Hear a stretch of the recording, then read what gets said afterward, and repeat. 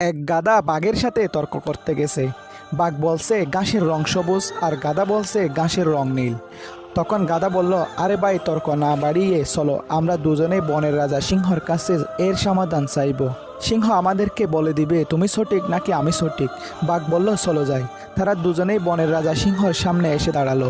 বাঘ কিছু বলার আগে গাধা চেঁচিয়ে বলে উঠল, মহারাজ, আপনি একটু বলেন তো, ঘাসের রং সবুজ না নীল?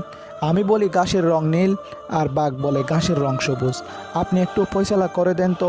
সিংহ বলে, এই ফয়সালা পরে করব, আমি আগে বাঘের ফয়সালা করি। সিংহ বাঘকে উদ্দেশ্য করে বলল, বেটা বেকুব, তুই এই বন থেকে বের হয়ে যা। আগামী 1 মাসের মধ্যে এই বনে প্রবেশ করবি না। বাঘ বলল, মহারাজ, আমার কোন অপরাধে আমাকে এত বড় শাস্তি দিচ্ছেন? তখন সিংহ বলল, বেটা, তুই হইলি শক্তিশালী বুদ্ধিমান প্রাণী। তোর গর্জন শুনলেই তো গাদার লুজ কানেকশন শুরু হয়ে যাবে। তুই কেন এই অশিক্ষিত গাদার সাথে তর্ক করতে গিয়ে